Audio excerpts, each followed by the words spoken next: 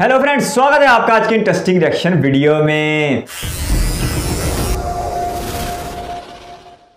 नमस्कार दोस्तों, कल रिजर्व बैंक ऑफ इंडिया के द्वारा एक बहुत बड़ा डिसीजन लिया गया है जिसके बारे में हम सबको पता होना चाहिए। ये आप देख सकते हो, RBI okays international trade settlement in Indian rupees to make INR more tradable globally.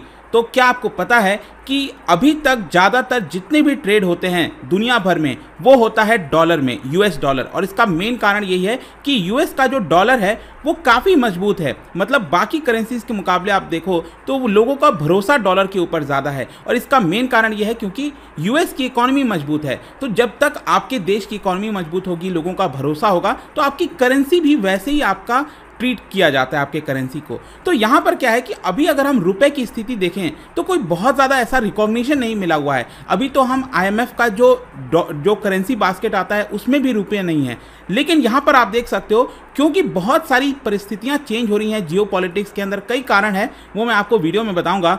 इसको देखते हुए आरबीआई ने एक ऐसा मैकेनिज्म बनाया है, एक ऐसा सिस्टम बनाया है जिससे हमारे जो इंपोर्टर और एक्सपोर्टर हैं वो अब रुपए में ट्रेड सेटलमेंट कर सकेंगे। तो एक बहुत इंपॉर्टेंट खबर, इसको डिटेल से समझते हैं। चलिए आगे बढ़ते हैं, शुरुआत करते हैं और सबसे पहले देखते हैं एग्जैक्टली अभी हुआ क्या। देखिए, आरबीआई ने कल 11 जुलाई को यहां पर एक ऐसा सिस्टम बनाया है, एक ऐसा मैकेनिज्म बनाया है कि जो इंटरनेशनल ट्रेड होता है हमारे द्वारा, हमारे देश के अंदर जो इंपोर्टर हैं, जो एक्सपोर्टर हैं, आपको पता है कि अलग अलग देशों के साथ ट्रेड करते हैं, चाहे अफ्रीका के अंदर हो, साउथ अमेरिका में हो, या फिर यूएस के साथ हो, रशिया हो, चाइना हो, बहुत से देशों के साथ ट्रेड होता है।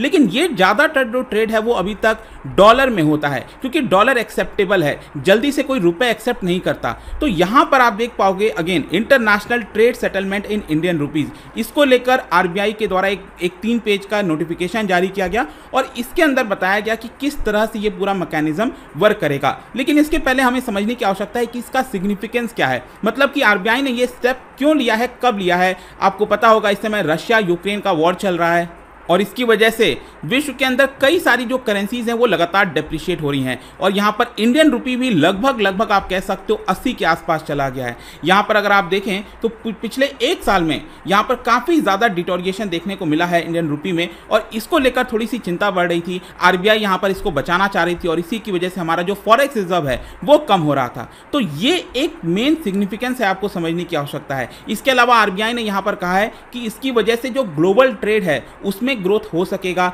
इसके अलावा जो रुपी है उसके अंदर और ज्यादा ग्लोबल इंटरेस्ट आएगा। ऑब्वियस सी बात है ना कि जब आप रुपी के अंदर ट्रेड करोगे, रुपी में ट्रेड करोगे हमारे इंपोर्ट और एक्सपोर्ट को, उसकी वजह से ज़्यादा लोगों का रुझान इसकी तरफ बढ़ेगा और रुपी आप कह सकते हो ज़्यादा रिकॉग्नाइज होगा। लेकिन यहाँ पर एक जो सबसे इंपॉर्टेंट चीज़ थी वो ये है कि यहाँ पर जो वेस्टर्न सैंक्शंस लगाया गया है रशिया के ऊपर, उसको एक प्रकार से बाईपास करना। जैसे कि आपने देखा होगा रिसेंट टाइम्स में यहाँ पर यूएस हो गया और कई सारे जो यूरोपियन देश हैं उन्होंने यहाँ पर क्या किया है कि बैन लगा दिया है रशिया के ऊपर। ये कहा है कि रशिया के साथ कोई भी डॉलर में ट्रेड नहीं कर सकता। अब आपको पता होगा कि जब भी कभी आप डॉलर में ट्रेड करोगे रशिया के साथ, तो यहाँ पर कहीं पे भी अगर कहीं पे भी ट्रांजैक्शन हो रहा है विश्व के अंदर डॉलर का, तो उसकी खबर तुरंत यहाँ पर यूएस को पता लग जाती है। क्योंकि देखो, छोटा मोटा ट्रांजैक्शन करना, फिजिकल ट्रांजैक्शन करना वो एक अलग चीज़ है, लेकिन जब बड़े ट्रांजैक्शन होते हैं तो वो इलेक्ट्रॉनिक माध्यम से होते हैं। तो उसकी वजह से यहां पर तुरंत पता लग जाता है, क्योंकि डॉलर किसका है, यूएस डॉलर, वो यूएसए का है,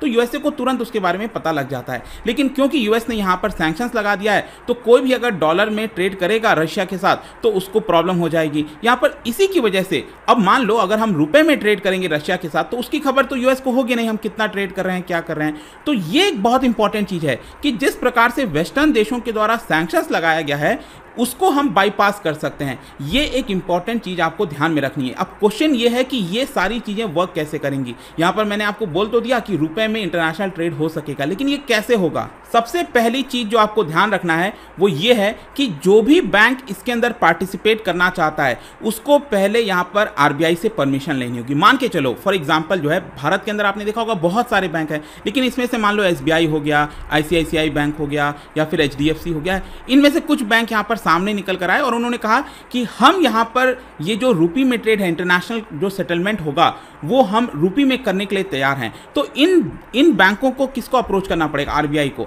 आरबीआई से परमिशन लिया जाएगा, आरबीआई उनको अनुमति देगी, तब जाकर ये हो पाएगा। मैं आपको आगे बताता हूँ ये प्रोसेस कैसे होगा, लेकिन एक चीज़ आपको ध्यान रखना है, जो भी एक्सपोर्ट इंपोर्ट होगा वो आपका मार्केट डिटरमाइंड रेट के आधार पर होगा। फॉर एग्जाम्पल, मैं जैसे कि अगर आपको बताऊं कि 1 दिरहम कहाँ की करेंसी है?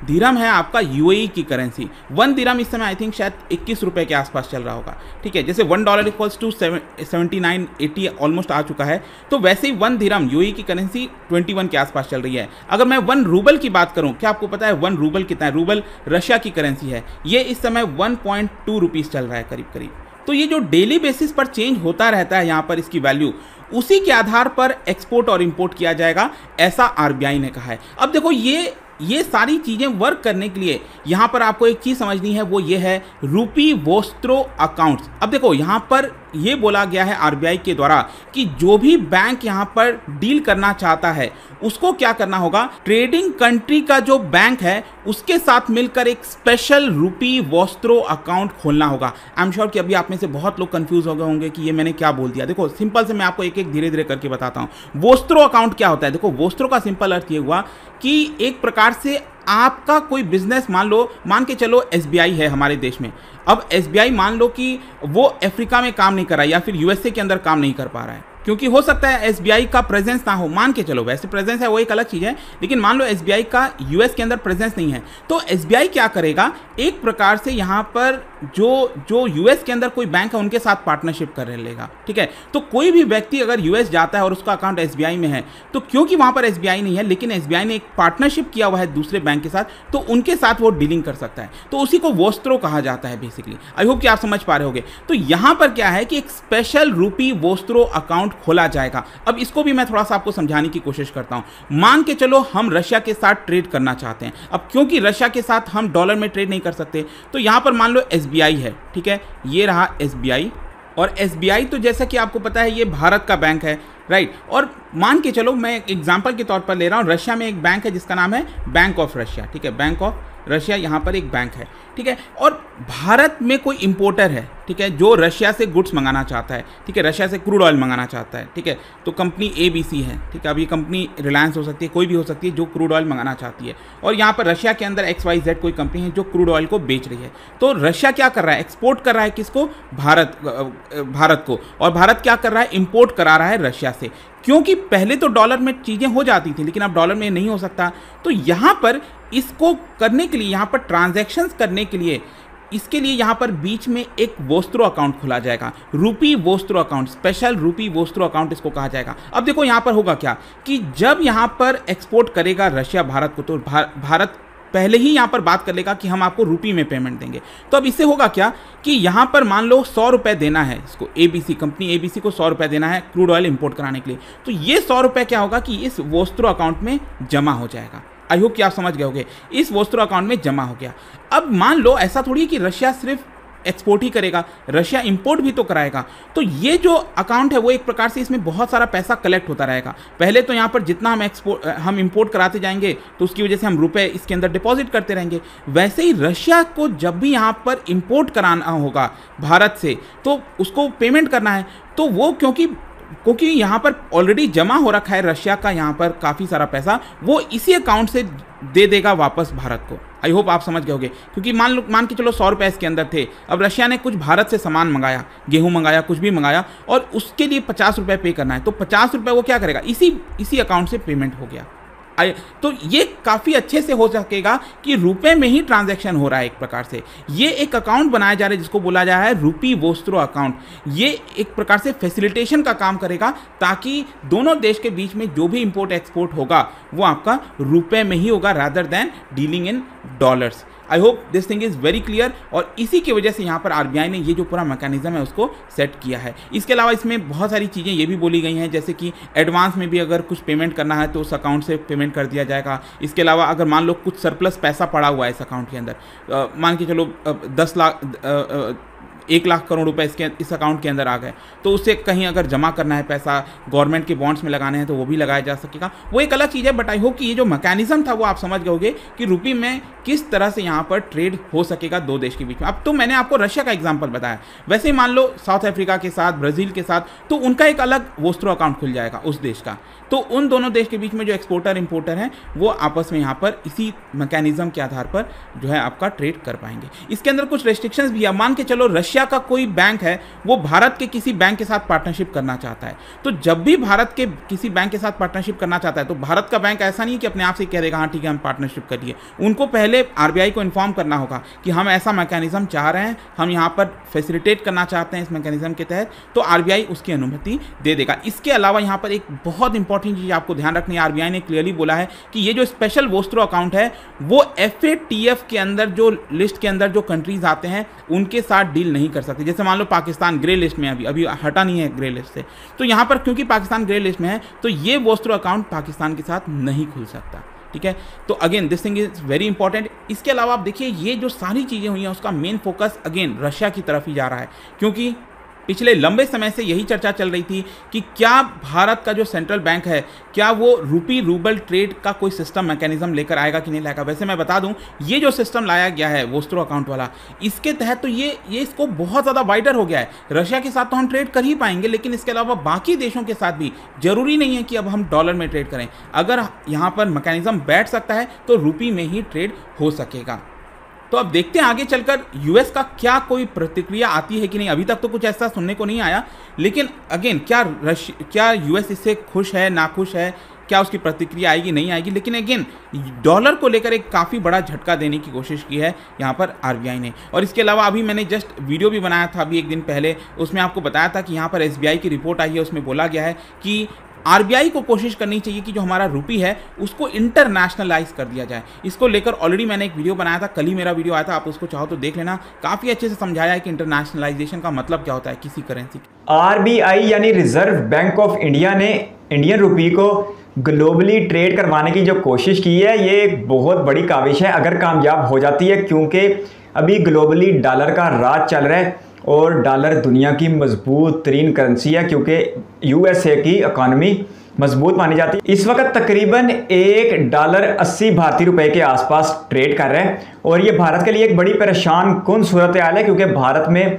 रुपए को नीचे लेकर रोज़ नए नए रिकॉर्ड बन रहे हैं। इसलिए भारत हुकूमत ने, आरबीआई ने, रिजर्व बैंक ऑफ इंडिया ने ये एक बड़ा स्टेप लेने की कोशिश की है। वैसे वीडियो ओनर कह रहे थे कि अभी तक इंडिया की करेंसी ग्लोबली इतनी ज़्यादा अहमियत नहीं रखती, क्योंकि वो आईएमएफ की करेंसी बास्केट में भी शामिल नहीं है और इस बास्केट में चाइना का यन, यूएसडी, यूरो, पाउंड और जापानी यन शामिल है। तो इंडिया की करेंसी अभी बहुत ज़्यादा पीछे है, लेकिन फिर भी आरबीआई की इस कोशिश को अगर कामयाबी मिलती है तो आने वाले वक्तों में दुनिया का नक्शा ट्रेड को लेकर तब्दील हो सकता है। रिजर्व बैंक ऑफ इंडिया का ये कदम इंपोर्ट के मामले में बहुत ज़्यादा अहमियत रखता है, क्योंकि इंडिया में ज़्यादातर तिजारत डॉलर में होती है और डॉलर इंडिया की करेंसी नहीं है। इस वजह से इंडिया के फॉरेन रिजर्व पर हमेशा बोझ बना रहता है। लेकिन दूसरी तरफ मामला इसलिए भी ज़्यादा ख़राब है क्योंकि इंडिया में इंपोर्ट और एक्सपोर्ट का फ़र्क बहुत ज़्यादा है और जिसे ट्रेड डेफिसिट कहते हैं, तिजारती खसारा कहते हैं।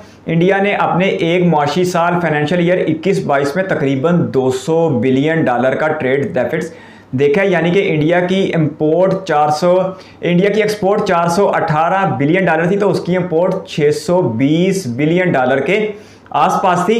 तो ये चीज़ मोदी सरकार के लिए अच्छा खासा चैलेंज बन के सामने आई हुई है। वैसे तो अब मोदी सरकार ने फाइनेंशियल ईयर 22-23 के लिए एक्सपोर्ट टारगेट $800 बिलियन का सेट किया है, जो कि अचीव होता भी दिखाई दे रहा है। लेकिन उसके साथ साथ इंपोर्ट का भूत भी मुकम्मल तौर पर जिन बोतल से मुकम्मल तौर पर बाहर आ चुका है और भारत सरकार को अपने फॉरेन रिजर्व के ऊपर अच्छा खासा बोझ महसूस हो रहा है। यही वजह है कि जब चंद हफ्ते पहले इंडिया में डॉलर ने रिकॉर्ड बनाया था और भारतीय रुपया जो है वो रिकॉर्ड सतह तक गिरा था, उस वक्त भारत के फॉरेन रिजर्व $642 बिलियन से गिर के $597 बिलियन पर आ गए थे। भारत की इकानमी अपने इंपोर्ट बिल को कम करने में कामयाब दिखाई नहीं दे रही, जिसकी सबसे बड़ी वजह यह है कि भारत ने पिछले फाइनेंशियल ईयर 21-22 में तकरीबन 177 बिलियन डॉलर का ऑयल इंपोर्ट किया था। इसी वजह से भारत के फॉरेन रिजर्व पर बोझ हमेशा बना रहता है। वैसे भारत सरकार के चंद इकदाम ऐसे हैं जिनकी वजह से इंपोर्ट बिल, खुसूसन ये ऑयल का इंपोर्ट बिल कम किया जा सकता है, जिसके ऊपर चंद दिन पहले भारत के ट्रांसपोर्ट मिनिस्टर ने कहा था कि वो आने वाले चंद 5 या चंद सालों में इंडिया को ऑयल फ्री कर देंगे और यहाँ की गाड़ियाँ इलेक्ट्रिकल पे चलेंगी, इलेक्ट्रिक व्हीकल होंगे या फिर वो ग्रीन हाइड्रोजन होंगे और इंडिया को इंपोर्ट बिल में अच्छी खासी बचत होगी जब इंडिया खाम तेल दरामद करना बंद कर देगा। लेकिन अभी तक भारतीय सरकार हमें इसमें कामयाब दिखाई नहीं देती। दूसरी तरफ भारत सरकार इलेक्ट्रिक पावर जनरेशन के मसाइल में भी बुरी तरह फंसी हुई है। इसमें कोई शक नहीं कि भारत में बड़े पैमाने पर रीन्यूएबल पावर का काम शुरू हो चुका है और अब बिजली विंड और सोलर के जरिए भी बनाई जा रही है और दुनिया का सबसे बड़ा सोलर सिस्टम राजस्थान में ही लगाया गया है, इसमें कोई शक नहीं। लेकिन यह भी सच है कि आज के दिन तक भारत में 80% बिजली कोयले और ऑयल से बनाई जा रही है, जिसकी वजह से भारत का इंपोर्ट बिल अच्छा खासा तगड़ा हो जाता है। तो ये 2-3 चीज़ें ऐसी हैं जिसकी वजह से भारत सरकार के ऊपर, भारत की मईशत के ऊपर हर वक्त दबाव बना रहता है। और अगर भारत ने यहाँ पर सोच लिया कि अगर उसने आने वाले वक्तों में मुआशी तौर पर मजबूत और ख़ुद मुख्तार होने तो फिर उसे ऐसे इकदाम करने पड़ेंगे जिसकी वजह से उसका इंपोर्ट बिल कम से कम हो सके और उसकी एक्सपोर्ट बढ़ सके और वो ट्रेड सरप्लस में जा सके। अब भारत के ये दोनों इकदाम बहुत ज़्यादा अच्छे हैं। एक तरफ तो वो ट्रांसपोर्टेशन को इलेक्ट्रीफाइड कर रहे हैं, जैसा कि अब जो भी प्रोजेक्ट हैं ट्रेन से मुतालिक वो इलेक्ट्रीफाइड होते हैं, इसके साथ साथ इलेक्ट्रिक व्हीकल आ रहे हैं। और दूसरी तरफ रीन्यूएबल पावर के ऊपर भी भारत सरकार अच्छी खासी सरमायाकारी कर रही है। इन 2-3 बड़े इकदाम से यकीनी तौर पर जो भारत का बड़ा इंपोर्ट बिल है वो ज़रूर कम होगा। ये तो बात थी भारत के अंदर की। और अगर आप भारत के बाहर की बात करें तो इंडिया चाहता है कि वो किसी तरह यूनाइटेड स्टेट